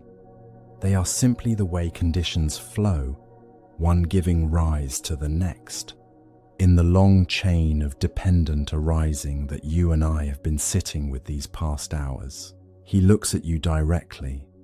What the farmer chose to plant in each of those moments was his intention to remain open, his intention to say maybe rather than certainly, his intention to meet each condition without cementing it into a fixed story about his worth, his fate, or his future. That planting, the monk says quietly, is karma. That is what carries forward. You are quiet. Outside the window, the light has deepened, the pine shadows falling longer now against the lower terrace. A fly lands briefly on the rim of your cup and then is gone. You sit with this for a long moment. The tea has cooled. You drink the last of it and find it has taken on a slightly different quality now, something earthier, less bright than when it was hot, but still good, still worth drinking. Most of us, the monk says, have spent years carrying a version of karma that functions as guilt, as weight. We look back at things we have done or failed to do, and we believe the universe is now balancing the ledger against us. We feel we deserve the difficulty we are experiencing, or we feel that if we could just accumulate enough good deeds, the cosmic accounting would eventually swing in our favor. He is quiet for a moment. The Buddha was teaching agency. He says simply, you feel something in you shift. He was saying, in this moment, right now, there is an intention forming. And that intention, whatever the conditions that surround it, whatever has come before, whatever is pressing in from outside, that intention is yours. It is the one thing in the whole stream of arising that is shaped by something you might call a self, even though, as we have discussed, that self is also a process, a river, a flowing thing. He stands slowly and walks to the window. Below, you can see the lower terrace, the stones, the edge of the garden. A monk you do not know is moving along the path below with a broom, sweeping in long, steady strokes, unhurried. When that monk sweeps, your monk says without turning, there is an intention behind it. Perhaps he sweeps because it is his duty. Perhaps he sweeps because his mind is restless and the rhythm calms it. Perhaps he sweeps because he genuinely loves the clean stone and the act of restoring it. Perhaps all three at once. He pauses. Each of those intentions, though the physical act looks identical, conditions something different in him and in the world he moves through. The monk who sweeps with resentment has chosen one karma. The monk who sweeps with care has chosen another. The floor looks the same to anyone walking across it. The difference lives only in what was planted, in what will continue growing in the quiet interior of the man holding the broom. He turns back to face you. The karma is the intention that sweeps. You look at your own hands in your lap. There is something else worth knowing. the monk says, settling again into his chair.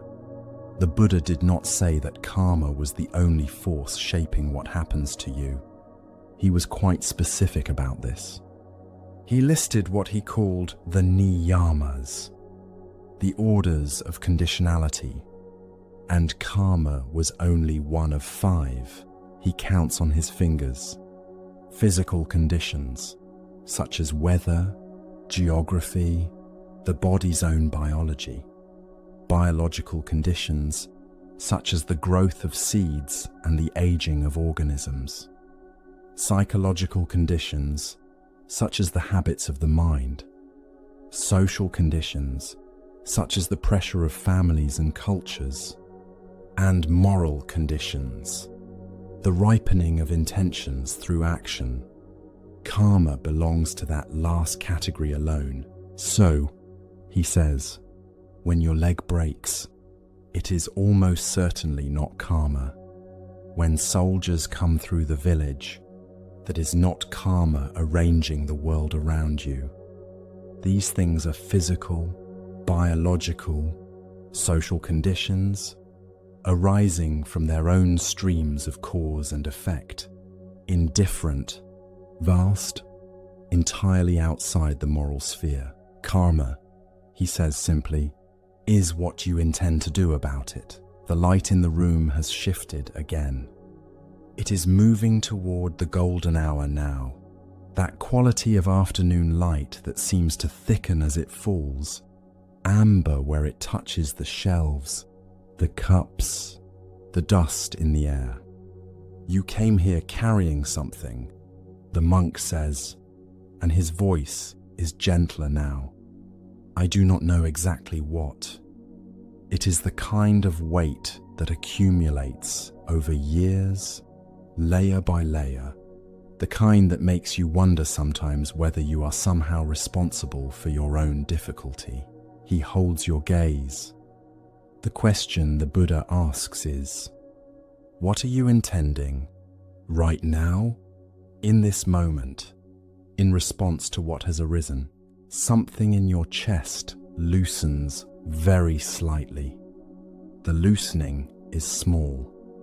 You do not want to name it too quickly, the way the farmer's neighbors were too quick to assign meaning. But something has shifted. A small opening where there was pressure before. The farmer, the monk says, did not earn the wild horses. He did not earn the son's broken leg. He did not earn the soldier's indifference. He was simply present, within conditions he could not control, planting intentions he could. A pause. That is the whole of it, he says. That is karma. The rest is commentary. There is no moral weight you need to carry forward from here. The ledger is not yours to balance. The universe is keeping no score. He reaches out and picks up your empty cup, examines it briefly, as if reading something in the residue at the bottom, and sets it back down. Later tonight, he says, when you are lying in the dark and your mind returns, as it will, to the things that trouble you, notice the intention that forms in response. The mind will offer you options.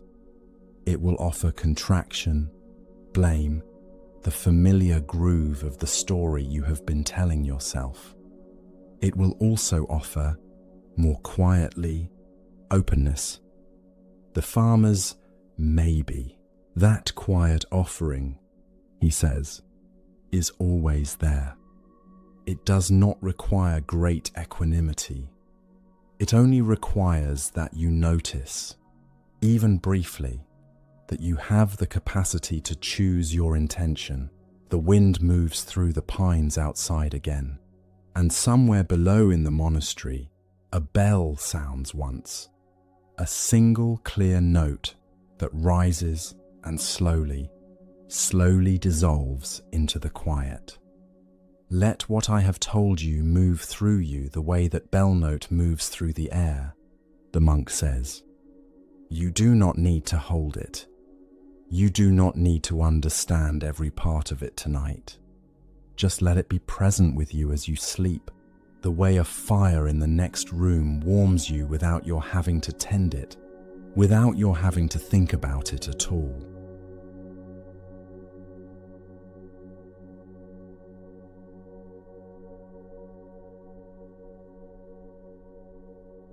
Place your attention gently on your chest, only to notice what is there, without changing it, without fixing it, without needing it to be other than it is. There may be something there that has been present for a long time, a kind of weight or a particular tightness, something familiar enough that you have stopped naming it. Something that arrives most clearly when the day has ended and the distractions have quieted and there is nothing left between you and what is actually here. Notice it, if it is there. Stay with it for a moment, without moving from it, without asking it to go. The monastery is quiet now. The day has folded into evening, and evening into something darker and more still. Your room is small, lit by a single lamp on the low table near the window. Through the glass you can see the shapes of the pine trees against a sky that has deepened to the dark blue of late night, the stars just beginning to emerge between the clouds. You are sitting on the edge of the sleeping mat, your hands in your lap, the lamp burning steadily beside you. The weight in your chest, the one you noticed a moment ago, or the one you have been carrying for so long that noticing it is almost a return to an old companion, is still there.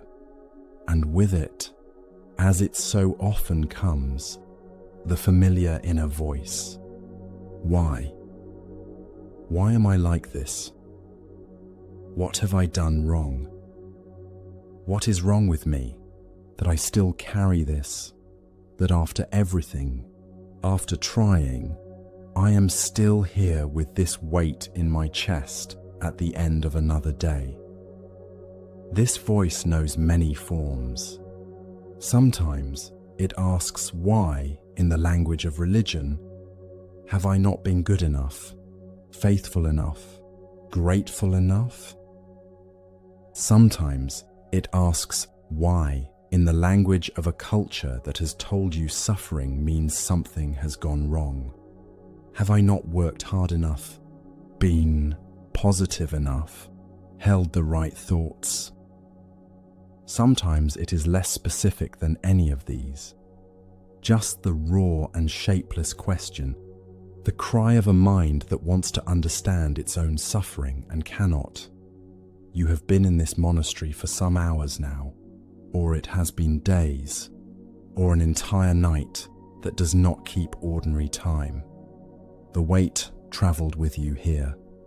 You know this particular kind of darkness. The mind at 2 a.m, or 3, or whatever late hour this is, when the night has grown so deep that it feels like a country unto itself. The small hours when the questions you manage to keep at a distance during daylight return, and will not be reasoned with. A soft knock at the door. You say nothing, and the door opens. The monk stands in the doorway with a small lamp of his own, its flame barely moving in the still air of the corridor. "You are awake," he says. He comes in and sets his lamp on the table beside yours, doubling the light in the room, and lowers himself to sit cross-legged on the floor a short distance away, his robe settling around him. "I thought you might be," he says. You look at him. "The first nights in a quiet place are often the hardest," he says. "When everything stops, what you have been carrying becomes audible again." He is quiet for a moment, watching the two flames. I have something I have been waiting to say to you since the evening began. Something the Buddha said, and something that most of the world has managed to misunderstand almost entirely. He looks at you steadily. Most people have heard that the Buddha's great teaching was about suffering, and most people have assumed that what he meant was suffer less, be more detached, stop wanting things, reach a state in which pain no longer touches you. He pauses. That was not his teaching. You wait. The first time the Buddha taught after his awakening, the monk says, he went to a deer park near a city called Varanasi. He sat with 5 men who had known him before his awakening and who had been waiting for him, and he gave them what became known as his first discourse, the teaching that set the wheel of the Dharma turning for the very first time. He began with a statement so plain that it is easy to miss the weight of it. He said, "Suffering exists." The monk lets this settle in the room. He did not say, "Suffering means you have failed." He did not say, "The universe is testing you," or that your past actions are being balanced against you now. He said, "Suffering exists. It is real. It is here. And here is what it is." He gave a list. Birth is suffering, because to enter a life is to enter one that will involve difficulty. Aging is suffering. Death is suffering. Association with what we dislike is suffering. Separation from what we love is suffering. And this, perhaps the most human item on the list, not getting what we want, is suffering. The monk pauses. "Look at that list," he says quietly. "There is nothing in it about deserving. Nothing in it about punishment. Nothing in it about your choices having been wrong, your character deficient, your spiritual practice insufficient. Suffering," the Buddha said, "is a feature of conditioned existence. It belongs to the territory of being alive in a world of changing conditions." Something in you is listening very carefully now.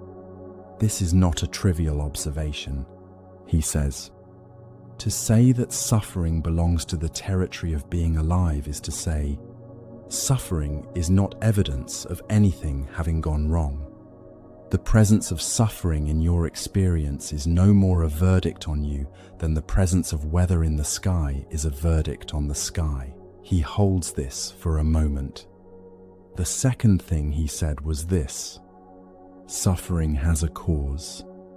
And here is where the teaching becomes something remarkable, because the cause he named was specific and humble and entirely without cosmic architecture. He said the cause is craving, the mind's thirst to have things be other than they are, the reaching for what is gone, the reaching toward what has not arrived, the grip on what is here right now but changing, the mind's constant pulling against the current of conditions. The monk places his hands in his lap. Craving is the condition, he says. That is all it is. And you will notice, if you look at that sentence carefully, that the cause is not you. It is a process. It is something that arises in the mind the way wind arises in the sky, because the conditions for it are present, because the mind has been shaped over years of living and experiencing and being moved by a world that gives and takes in unequal measure to reach toward what is pleasant and recoil from what is painful. Craving is extraordinarily ordinary, he says. It is what happens in the human mind when it contacts a world of changing conditions. It is the automatic reaching and recoiling that is so fundamental to experience that it precedes deliberate thought. Craving carries no moral weight and no judgment. It is the most human thing there is. He pauses, and in the pause the lamplight wavers once and steadies. And when suffering arises, as it will, because craving will arise, because conditions will press on the mind, most people hear a question form beneath it. The question is, what did I do wrong? You feel something tighten slightly in your chest. The recognition is immediate and familiar. The question of what you did wrong carries real weight, he says. It is perhaps the most common form of suffering that runs beneath all other suffering in the world today. The suffering of shame, the suffering of self-accusation, the suffering that says, I should not be suffering. Something must be wrong with me that I am. He looks at you with steady attention. The Buddha gave you a precise answer to that question. His answer was, you are suffering because craving is present. Craving arose because conditions are such that craving arises in a mind that is alive and in contact with the world. And that, he says, is the complete explanation. There is no hidden verdict. There is no cosmic score. There is only, these conditions have produced this state of mind. As those conditions change, the state of mind will change. The flame of your lamp moves slightly, as if the room has taken a quiet breath. Think about what this changes, he says. When you sit in the dark with a weight in your chest and ask yourself what is wrong with you, you are adding something to the original pain. The pain of craving is one layer, but the question of what is wrong with you adds a second layer on top of the first. The Buddha called this the second arrow. The first arrow is the pain itself, arising from conditions, part of what it means to be alive and awake in contact with a world that will not hold still. The second arrow is the story layered over the pain, the judgment, the shame, the demand that you should be fine when you are not. He pauses. The second arrow, he says quietly, is always optional. He holds that in the air for a moment. The first arrow is real, he says. Pain is real. The ache of separation, the frustration of wanting things to be different than they are. These are real, and the Buddha never asked you to pretend otherwise. The teaching is not that difficulty is an illusion or that the mind should feel nothing. The teaching is far more precise and practical than that. The teaching is, suffering has a cause, and the cause is something specific and identifiable in the mind. When you can see it clearly, the second arrow falls away on its own, because the shame that fuels the second arrow requires a story. And that story cannot survive clear seeing. Something stirs in you at that. When you meet your suffering with the question of where the craving is, and you look clearly for the place where the mind is grasping, pulling, refusing to let conditions be what they are, something different becomes available. You are meeting what is actually here. You are looking at the condition that produced the suffering. And in that looking, the craving begins, very slowly, very gently, to release a little of its grip. This, the monk says, is what the Buddha called understanding, the sight that sees clearly. And when you see clearly, the shame has nothing to hold on to. Shame requires a verdict. Understanding dissolves the verdict entirely. Outside the window, the pine trees are very still. The moon has risen and is casting pale light on the high peaks in the distance, the snow faintly luminous against the dark.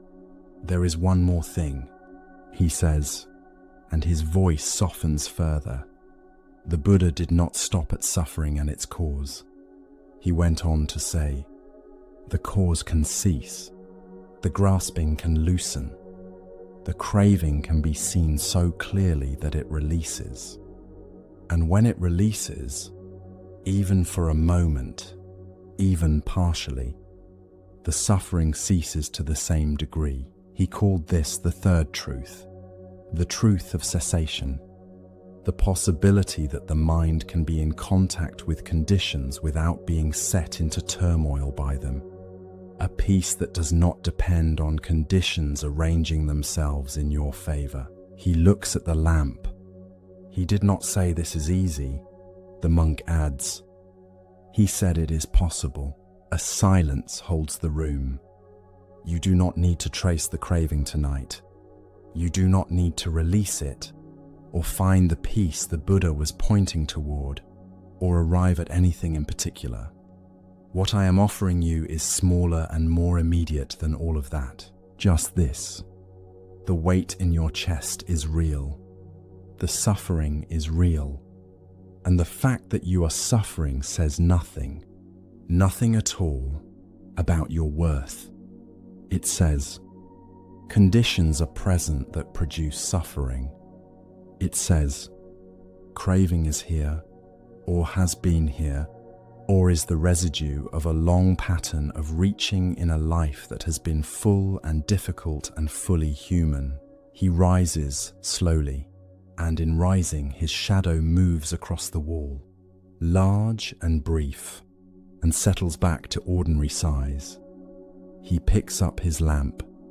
Sleep, he says. What you have understood tonight does not need to be held tightly. It can rest in you the way that moonlight rests on the snow, present, illuminating, requiring nothing from you. He moves toward the door. Understanding is enough, he says from the doorway. You do not need to arrive anywhere tonight or resolve anything before morning comes. You are already here, with conditions that are what they are, and a mind that is doing what minds do, and suffering that is nothing more and nothing less than what the Buddha said it was. The door closes quietly. The room holds one lamp, your lamp, its flame steady and unhurried in the still night air. Outside the window, the pines stand in the dark. The moon, the snow on the distant peaks, pale and clear, receiving the light without needing to keep it. The lamp will burn a while longer before its fuel is spent. The moon will travel the length of the window and be gone before morning. The pines will stand in the dark until light returns to them. And you will be here through all of it, a condition among conditions, a mind carried forward into whatever comes next, neither punished nor rewarded by the conditions themselves, simply present within them. You are here.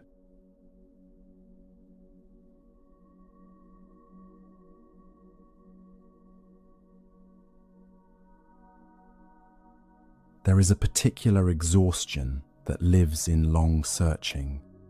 The mind that has turned the same questions over and over for so long that the questions themselves have worn smooth at the edges, like stones in a river. Why did this happen? What does it mean? What should I do? What is the answer? This mind is familiar to you, and there is a moment, arriving without announcement, without drama, when this mind does something unexpected. It stops. The stopping carries no defeat in it. The stopping is a form of understanding. The mind has searched long enough and found no hidden answer, and eventually the searching becomes visible to itself. The mind sees that it has been searching, and in that visibility, the demand softens. The question loses its urgency, and what remains? in the place where the demand was, is something quieter than anything the searching ever found. This is where you are now. The lamp in your room has burned lower through the night. The flame is small and steady, and the light it casts is warmer and more intimate than it was when the monk first placed it on your table. Outside the window, the sky has shifted almost imperceptibly. There is a quality to the darkness now that is different from an hour ago, a faint loosening at the edges, the very earliest suggestion that the night is moving towards something else. You did not sleep, or you did sleep, briefly, and woke into this. You are not certain which. What you are certain of is that something has settled. The weight in your chest that you noticed at the beginning of the night is still present, in a way, but different, less pressing. The way a stone carried in a pocket is present, but no longer felt on every step. You think about everything the monk has told you over these hours, in the sitting rooms and on the terraces and in the quiet of this small room, the way conditions give rise to conditions, the way the mind is a forerunner, the way karma is intention, and intention is what carries forward, the way suffering arises from craving, from the mind's thirst to have things be other than they are, and underneath all of it, the same thread running through everything. Nothing arises without conditions. You sit with that for a while. There is something particular about this moment. The small room, the low light, the night stretched long behind you. All of it conditions, none of it random. All of it pointing back to the same simple fact. Nothing arises without conditions. And in that fact, strangely, there is something like relief. The world has a shape. The shape is not a punishment. It is simply what conditions do. They give rise to what they give rise to, and you are in the middle of it, a presence within the weave, carried forward by conditions you did not choose, and conditions you have chosen, and conditions you are choosing right now. The lamp flame moves once, very slightly, in some imperceptible draft, and settles back to still. The monk had shared a passage, sometime in the hours past, from a collection of the Buddha's utterances called the Udana. He had been careful with it, not dressing it in mystery or making it unreachable. He said the Buddha spoke of an unconditioned, something unborn, unbecome, unmade, and pointed to it as the very ground of liberation. Without such an unconditioned, the Buddha said, there would be no escape from the conditioned. The monk had held this passage gently. What the Buddha was pointing toward, he said, was the possibility of a mind that has ceased demanding that conditions arrange themselves otherwise. The mind that has stopped adding the second layer of suffering to every arising. That mind, in the Buddha's language, is touching something unconditioned, something that does not arise from grasping, something that is available in this moment and in any moment to anyone who has seen clearly enough. You did not fully understand this when he said it. You are not certain you fully understand it now, but something in you is closer to it than you were at the beginning of this night. You think of what that closeness feels like. The closeness has a different quality than arrival. It is more like the ground beneath your feet becoming more solid. The mind that was reaching, demanding, interrogating the conditions. That mind has grown quieter, and in its quieting, something else has become audible, a steadiness that was present all along, underneath the searching, the way water is present underneath the surface of a river even when the surface is turbulent. He had also recited a passage from the Therigatha, the verses of the elder women of the early community around the Buddha. A woman named Ambapali, celebrated for her beauty in her youth, who in her old age became a devoted student of the teaching. She wrote a poem about her own aging body. She said, "Such was this body, and now it is weary, the home of many aches and pains. An aged house whose plaster has fallen off. What moved you when the monk spoke these words was not the image of decay. It was the quality of the speaker. Ambapali was observing clearly and without resistance the way conditions had moved through her. The beauty arose from conditions. The aging arose from conditions. The body itself arose from conditions and would return to conditions. And in watching all of this arise and change and pass, she had found a way to rest inside it, to see it all clearly and to hold it without the second arrow of grief or demand. There was a phrase the monk used that has stayed with you: meeting experience without requiring it to be different. Ambapali had done this with her own body. She had looked at what aging had brought: the aches, the slowing, the loss of what once drew admiration, and she had met it without requiring it to be otherwise. She had met it as a person meets a condition. Here is what has arisen. Here is what is passing. And underneath the arising and the passing, something in her that was neither young nor old, neither beautiful nor plain, something that the conditions had moved through but had not destroyed. The monk had said, "This is what clear seeing gives you, a resting place that does not require the world to be other than it is." The Buddha's teaching, as the monk has laid it out across these hours, carries a different quality than most teachings you have encountered. It arrives with description rather than prescription. It says, "Here is how things arise. Here is the condition that produces suffering. Here is the condition that allows suffering to cease." And in that description, something opens. Because description can be investigated directly, in your own experience, right now, without waiting, you breathe. Outside the window, the sky continues its slow shift. The faintest line of grey has appeared at the horizon, where the dark of the peaks meets the dark of the sky.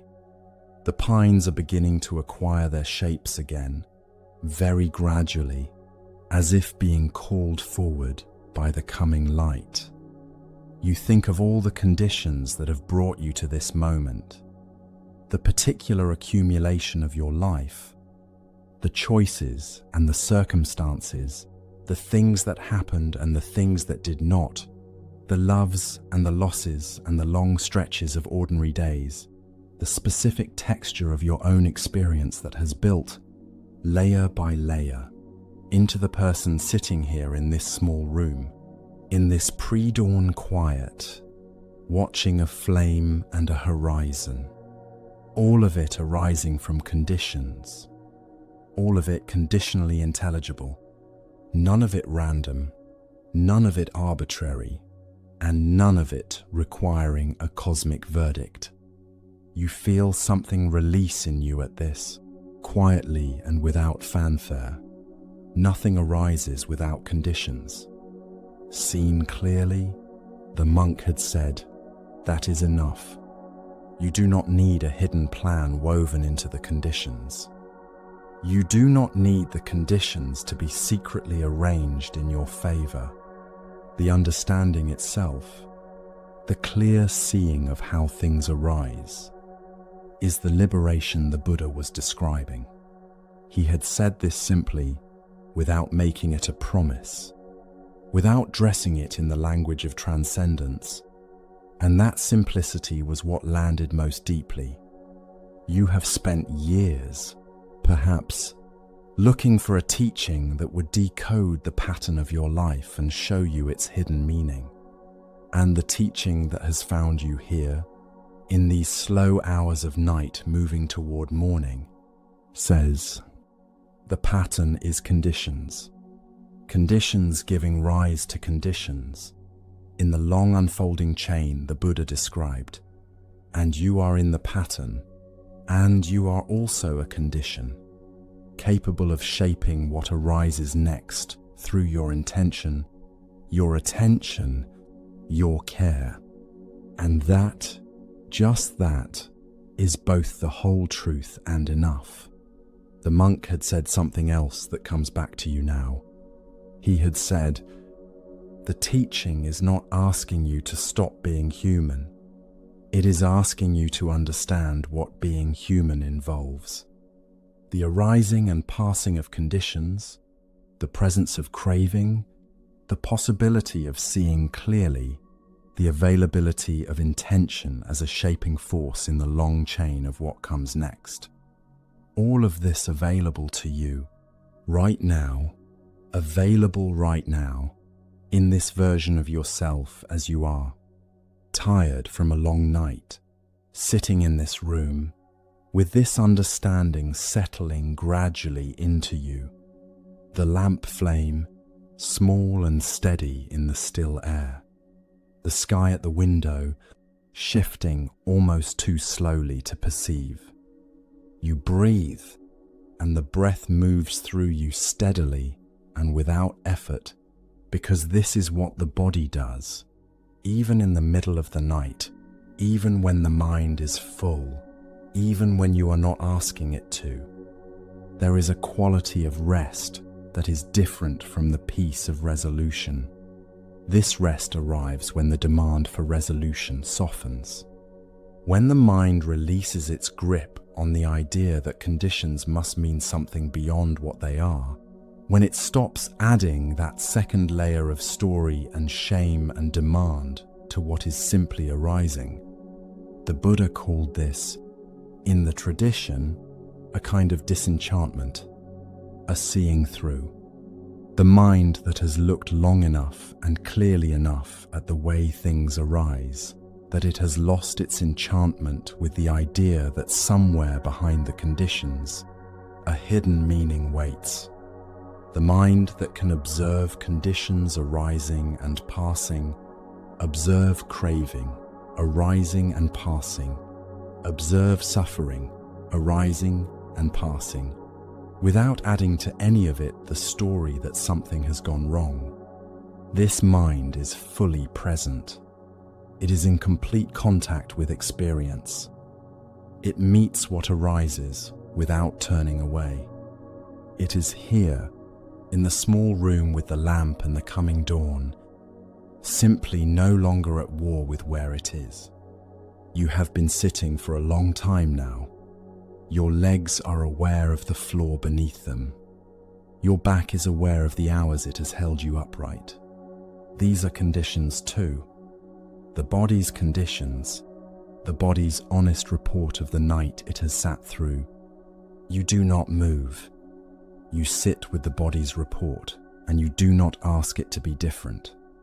This, you think, is a small version of what the monk has been describing. The willingness to sit with the conditions as they are. The willingness to let the lamp burn low. To let the night be a long one. To let the body be tired and the mind be full.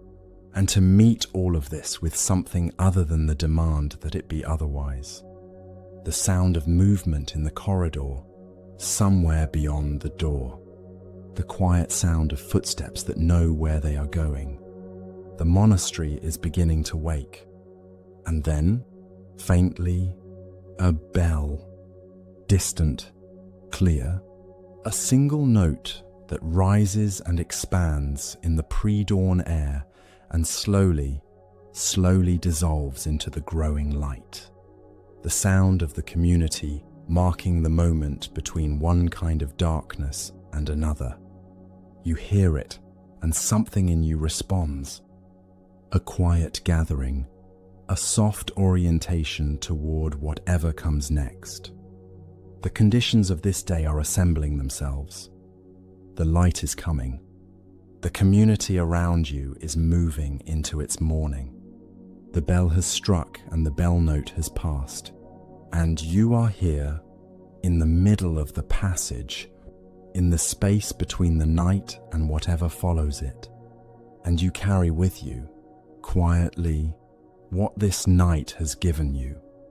A clarity that is not certainty, a rest that is not the absence of difficulty, an understanding that the conditions are what they are, and that within the conditions, something is always possible. The next intention, the next clear seeing, the next moment of meeting what arises with a little more openness than the moment before.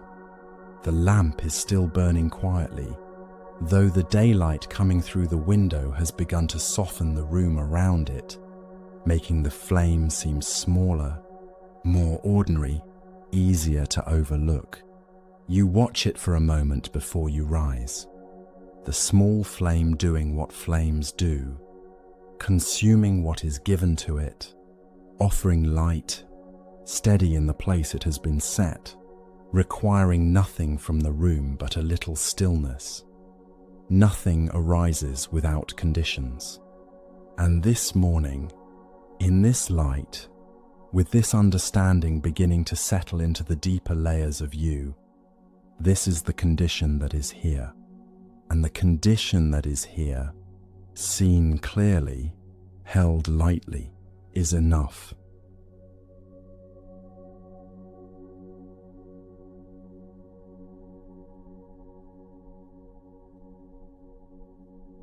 You are in the particular darkness of wherever you are, the body that has carried you through this long span of hours, breathing in the way that bodies breathe when they are at last beginning to rest. The teachings of this night do not need to be held tightly. They can be carried loosely, the way the pines carry the air that moves through them, changed a little by the passing, and still standing. Nothing arises without conditions. This moment arose from conditions. The weight you carried into this night arose from conditions.